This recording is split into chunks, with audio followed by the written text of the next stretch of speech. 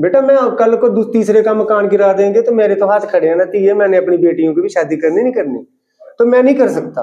एक बुजुर्ग माँ है, इतने साल इतने बरस हो गए तो फिर माँ याद आती है ना। मेरे माँ बाप तो है नहीं तो माँ याद आती है, नहीं बर्दाश्त होता। उन्हें सीधा पत्रकार को भी गालियां दी। रश्मि दीदी बहुत अच्छे हैं, आपको बताओ। और जर्नलिस्ट मतलब बड़े बोल्ड हैं, वो सीधा बेबाक तरीके से बात करते हैं। उनको भी इतना बुरा लगा। मैंने ऐसा कुछ नहीं सोचा हुआ था। बस अब जब उनका वीडियो देखा तो मैंने नहीं देखा जी डैंग जी हैं, मोहम्मदन है, ऐसा कुछ नहीं है। मेरे भी तो बच्चे हैं ना। मैंने कभी इस धार्मिक भाव से नहीं दिया, मतलब जातिवाद के भाव से नहीं दिया, एक इंसान के नाते दिया। हमारे जो हिंदुस्तान है ये इतना बड़ा अच्छा गुलदस्ता है, ये कैसे बिखर रहा है। उनका घर पहले बठिंडे में गिराया था, कोई बोला नहीं बोला, मैं बोला नहीं बोला, क्योंकि मेरे को तो कोई जानता भी नहीं है। तो हम तो पढ़ाते हैं बच्चों को, ठीक है ना। तो बाकी उस ऊपर वाले की मर्जी थी। भाई एक कदम चला भगवान मेरे साथ 10 कदम चल रहे हैं। मेरे को तो नहीं लगता 10 कदम, भगवान 1000 कदम चल रहे हैं। आप बूढ़ी माँ जी की सेवा करो, ये भी मेरी माँ है। तो आपको मैं 5-5 मरले दे रहा हूँ, तुम्हारा तो आधा मरला टूटा है तो मैं 5-5 देता हूँ। लेकिन उन्होंने पता नहीं रब की ऐसी मर्जी थी, उन्होंने बड़ा दुख जताया जब मुझे देखा उन्होंने। तो उन कईयों के चेहरे में इतना, मतलब मैं उनके रौनकें जो थी वो सारी उड़ गई कि जब मेरी बेइज्जती हो रही थी। 27 नवंबर 2025 के दिन आप सभी को याद होगा जब जर्नलिस्ट अरफाज डैंग का घर जो कि जेडीए के द्वारा डिमोलिश किया गया, और उस वक्त जो कि हर किसी के जुबान पर एक ही नाम था, कुलदीप शर्मा का। और इस वक्त हमारे साथ मौजूद है कुलदीप शर्मा जी भी, साथ में उनकी बेटी भी।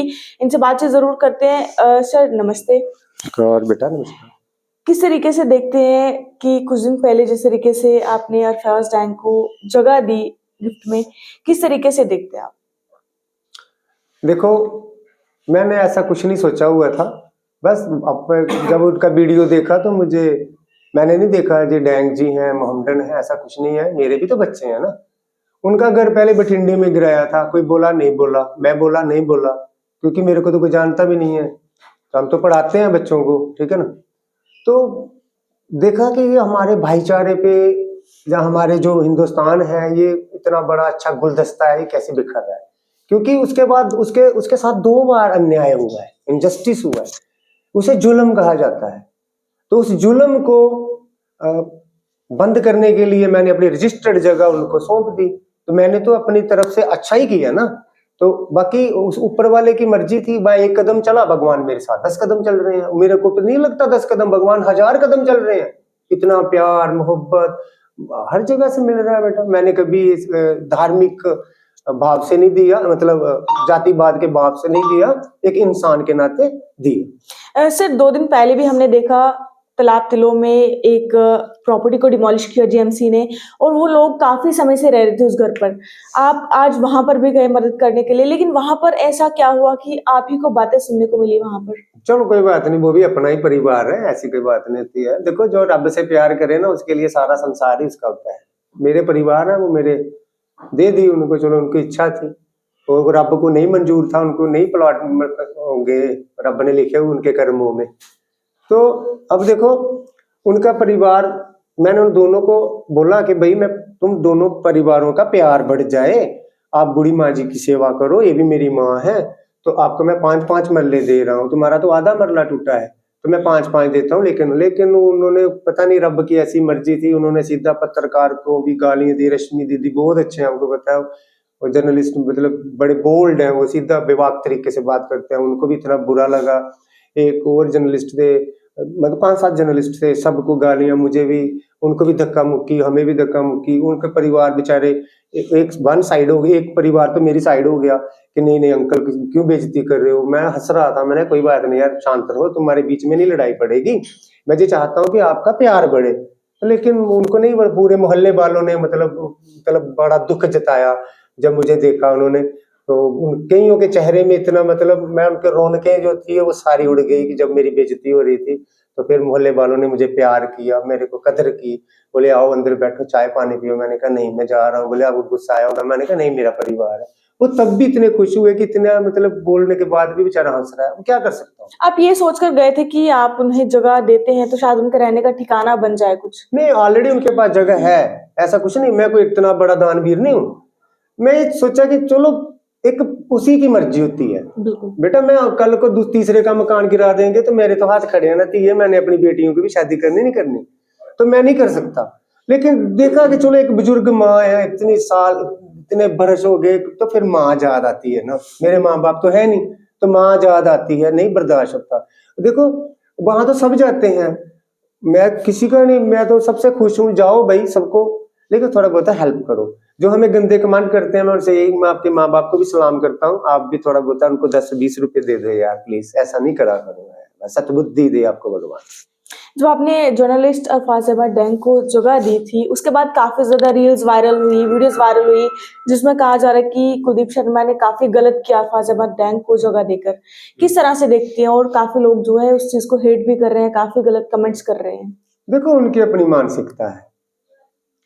अब बीच में ये भी लिख रहे हैं ये कन्वर्टेड है, ऑलरेडी कन्वर्टेड है, और ये लिख रहे हैं कि ये सच्चा सनातनी नहीं है। अरे भाई चलो ठीक है, मैं सच्चा सनातनी नहीं हूँ, आप मुझे टैग या सर्टिफिकेट मत दो, मुझे भारत सरकार ने भर्ती किया, भारत सरकार ने मेरा मेडिकल किया, मेरा रिटन टेस्ट हुआ, तो उनको कोसो कि इस क्या बोलते हैं कि बिना सनातनी को आपने इस फौज में क्यों भर्ती किया, उनको कोसो। मैं देश से प्यार करता हूँ, मैं करता रहूंगा, मुझे कोई नहीं हरा सकता, ये मैं साफ बोलता हूँ, क्योंकि मैं भगवान को मानता हूँ, मैं उस ईश्वर अल्लाह, मेरे प्रभु श्री राम जी, मैं उनसे प्यार करता हूँ, माँ बगलामुखी जी से, वो तो मैं तो क्या बोलूं, मैंने तो एक मंदिर के लिए भी 5 मरले जगह दी है। अब लोगों को, अच्छा ठीक है, आपने बड़ा अच्छा बोला, मुझे याद आ गया, अब मैंने 5 मरला जमीन रजिस्टर्ड वो भी दी है। माँ के, मेरी 2 माताएं हैं जो मेरे गुरु हैं, वो ब्रह्मचारिणी माताएं हैं, वो बुजुर्ग हो जाएंगे, उनकी सेवा कौन करेगा? उनके लिए कुलदीप ने 5 मरले प्लाट उनको बोला, माँ इधर मैं माँ बगलामुखी का मंदिर बनाऊंगा और 11 तोले की सोने की मूर्ति भी बनवाऊंगा, आप मेरी माँ यहाँ पूजा पाठ करना, और मैं आपके साथ हूँ हमेशा, मैं आपको एक औरत भी रख के दूंगा जो आपकी सेवा करेगी, बाकी माँ अगर मेरी माँ की मर्जी होगी तो 11 तोले की जगह 21 तोले की भी बनेगी, लेकिन माता मैं तुझे दर बदर नहीं होने दूंगा। वो मुझे बहुत प्यार करते हैं। तो देखो, जो अगर मैं मंदिर को जगह दे सकता हूँ, है ना, मैं इतना दम रखता हूँ कि मैं जितनी भी जमीन होगी मैं सब बांट दूंगा, मैं फकीर बनना चाहता हूँ, मुझे बड़े मजा आता है। और कम से कम दूसरों के लिए जियो, आपस में प्रेम करो, हमें ये नहीं हेटर नहीं फैलानी है, हमें नफरत नहीं करनी है।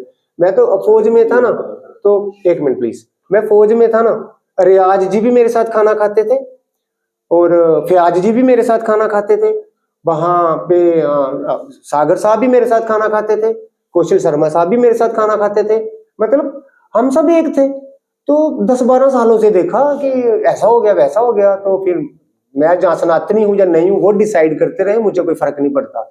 मैं जो काम करूंगा आई विल डू, चाहे मुझे कुछ भी हो जाए, मैं करता रहूंगा, क्योंकि जिस बाप ने अपनी बच्ची को संस्कार दिए हैं, ये 7 सालों से फ्री एजुकेशन दे रही है, आप किसी भी मीडिया पोर्टल पे चले जाओ, सब ने इसके इंटरव्यू लिए हुए हैं। ऑल पार्टीज के जितने भी लीडर्स हैं, बड़े बड़े गद्दावर लीडर्स हैं, सब मेरे घर आए हैं, हम किसी के पास नहीं जाते, मेरे घर आए हैं, मेरी बेटी को सम्मान दिया, मेरी इज्जत की है, मुझे बहुत शांति मिलती है, और विदाउट एनी हेल्प, मैं किसी की हेल्प भी नहीं लेता हूँ, ताकि हमें कोई दाग ना लगा सके। बाकी आपसे मैं रिक्वेस्ट है मेरी कि जो मुझे गाली देते हैं या जो करते हैं, मैं उनके माँ बाप को बारंबार प्रणाम करता हूँ कि हे माता जगदम्बे, मैं सलाम करता हूँ ऐसे माँ बाप को कि आपने ऐसे सपूतों को पैदा किया जो अच्छा, मुझे तो लगता है जब प्रभु श्री राम जी को भी गालियां देते होंगे, मुझे इतना यकीन है पूरा, मैं बोलूंगा अगर प्रभु श्री राम जी भी पृथ्वी पे आ जाएंगे ना, बोलेंगे ना कि यार ये ऐसा ये वैसा है, तो कहीं अंधभक्त पता क्या बोलेंगे, ये भी मिला हुआ है, बोलेंगे ये भी मुस्लिम है, ये मिला हुआ है, क्योंकि अंधभक्त तो है। ऐसा नहीं, हमें हेटर नहीं फैलानी, वी आर यूनाइट, हम एक हैं, एक रहेंगे, हमें हमारे गुलदस्ते को कोई तोड़े ना, हमारे देश को कोई नजर ना लगाए, यही है मेरी कामना। जो आपने डैंग साहब के घर पे मदद की, उसके बाद ना बहुत सारे लोग गुस्से में देखने को मिले। आपके जाने से पहले बहुत सारे लोग वहां पर आए भी, वहां पर देखा, उनसे मिले और उसके बाद चले गए। जो आपने हेल्प की उन लोगों की, उसके बाद काफी ज्यादा लोग जो कि गुस्से में देखने को मिले। क्या आखिर ये लोग वो है जो किसी की हेल्प करना नहीं चाहते हैं, किसी को देखना नहीं चाहते कि कोई खुश रहे? देखो मैं तो उनको जवाब भी नहीं दे रहा हूँ, उनको जवाब लोग ही दे रहे हैं, है ना।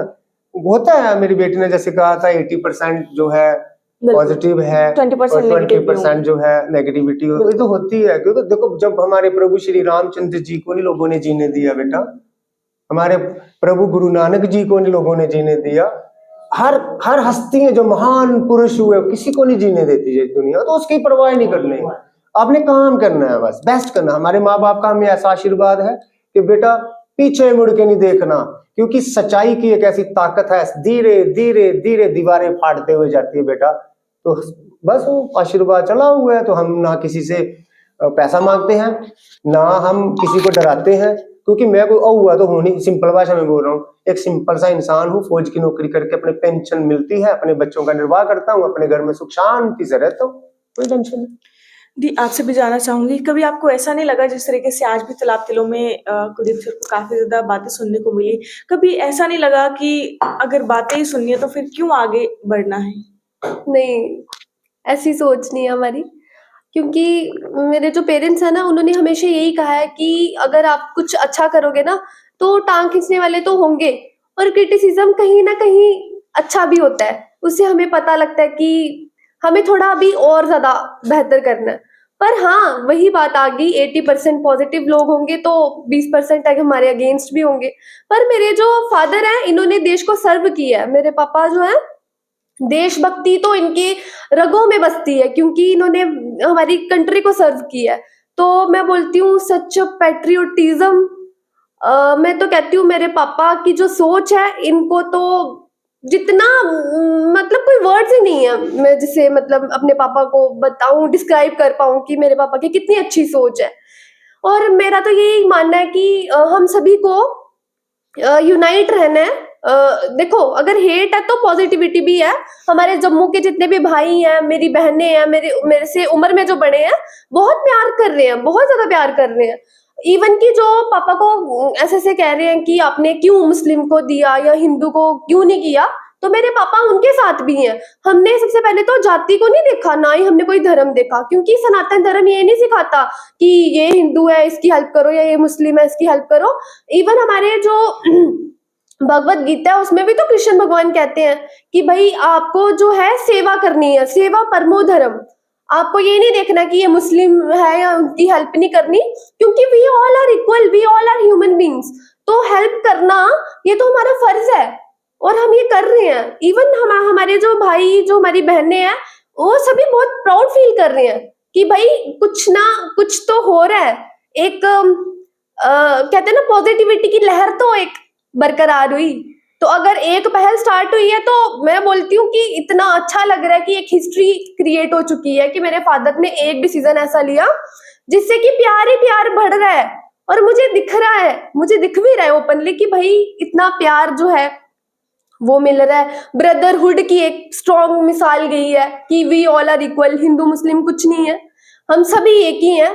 क्योंकि अगर हम एक यूनाइटेड हो जाएंगे ना, तो मुझे नहीं लगता कि ये सब जो पॉलिटिकल प्रोपेगेंडा है उसमें हम कभी आएंगे उन बातों में।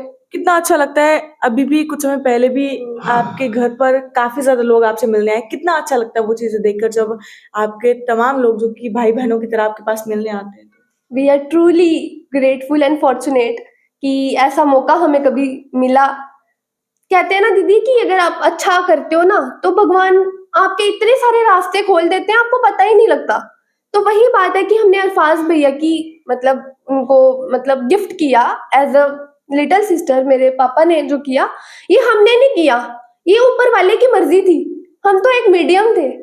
तो अगर ऐसा एक स्ट्रॉन्ग एक भाईचारा क्रिएट हुआ, ऐसा प्यार जो है वो बरकरार हुआ, तो मुझे लगता है इससे बढ़कर हमें कुछ भी नहीं चाहिए। हम बहुत ज्यादा शुक्रिया अदा करते हैं उस ऊपर वाले का कि जिन्होंने हमें ऐसा दिखाया कि नहीं, आज भी प्यार है और आज भी हम सभी इक्वल है। सर, आखिर में आपसे जानना चाहूंगी, क्या अब कुछ समय में हो सकता है कि आपको राजनीति में भी देखने को मिले? कौन, मैं? जी। मैंने आपको शायद विश्वास नहीं आएगा, मैं बार बार बोलता हूँ, मैं राजनीति में कभी नहीं आऊंगा। अगर राजनीति करने वालों के लिए, मैं राजनीति के लिए नहीं बना, ठीक है ना बेटा? राजनीति करने वालों के लिए मेरे को अगर रखा है तो मैं समाज सेवा करूंगा, बस करता रहूंगा, कभी नहीं आऊंगा, ये हो ही नहीं सकता। बाकी जनता को क्या संदेश रहेगा उनके लिए? ना ना, बाकी जनता पढ़े लिखे लोग हैं, जो मेरे भाई लोग हैं सब अच्छे हैं। जो बेचारे मेरी तरह नहीं पढ़े लिखे हैं, जो मुझे गलत कमेंट लिखते हैं, तो मैं उनको भी यही कहता हूँ, आपको बारंबार शुक्रिया। एक गाली नहीं दिया करो, 10 लिखा करो, क्योंकि आपको भगवान उतनी सतबुद्धि दे। पागलों को भी सोचो, किसको गाली देते रहते हो। आपको मैं फ्री में, देखो मैंने आपके घर का कभी पानी भी नहीं पिया होगा जो आप मुझे गालियां दे रहे हो, है ना। मैंने कोई ऐसा आपको कोई कर्जा भी नहीं देना है यार, आप मुफ्त में गालियां दे रहे हो। मुझे शर्म आती है, पता है, आप पे नहीं, मुझे शर्म आती है कि भगवान इस दुनिया में, इस कायनात में ऐसे ऐसे लोग भी बनाए हैं। तो छोटा सा एग्जाम्पल यही है। खैर भगवान को नहीं छोड़ते लोग, मैं तो एक तुच्छ प्राणी।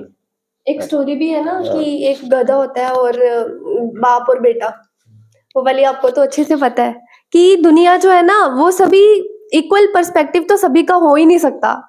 तो वैसे ही हमें उन पे फोकस नहीं करना। अगर मैं कोई चीज को पॉजिटिव ले रही हूँ तो जरूरी नहीं है कि अगला वाला भी ऐसे ही करे।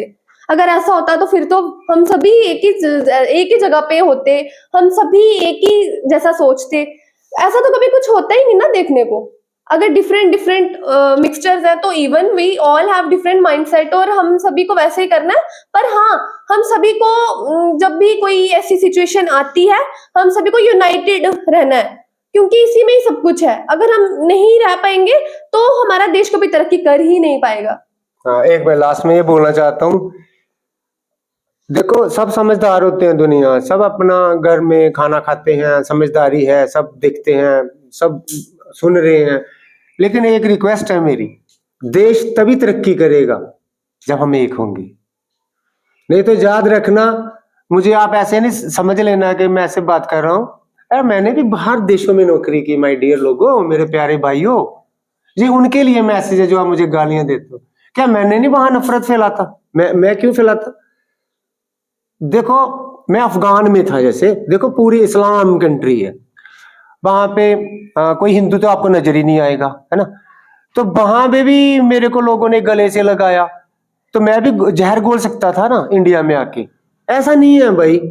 तो अगर मैं बोलता नहीं मैं अंधभक्त हूं, मैं ऐसा करूंगा, ये आपकी सोच बहुत गलत चलेगी, आपकी आने वाली नस्लें तबाह हो जाएंगी। एक दूसरे को गले से लगाओ, इज्जत से रहो, प्लीज, मेरी यही रिक्वेस्ट है आप लोगों से। तो चलिए फिलहाल कुलदीप शर्मा जी हमारे साथ मौजूद थे और उनसे भी बातचीत करी। जिस तरीके से कुछ दिन पहले बिल्कुल तालाब तलों में जेएमसी द्वारा प्रॉपर्टी डिमोलिश की, आज ये वहां पर पहुंचे मदद करने के लिए, लेकिन उनके द्वारा मिसबिहेव किया गया। और जिस तरीके से अरफाज डैंग के घर में जाकर इन्होंने मदद की, उसके वजह से काफी ज्यादा प्यार इन्हें काफी ज्यादा लोगों को मिला। कश्मीर से भी लोग इनके पास मिलने आए और काफी अच्छा मैसेज जो है वो सोसाइटी में भी कहीं ना कहीं गया है कि हर किसी को हर किसी की मदद करने के लिए बाहर निकलना चाहिए। आप सभी लोग इस वीडियो को शेयर जरूर करिएगा। देखते रहिए रिफॉर्मर जम्मू। जय हिंद।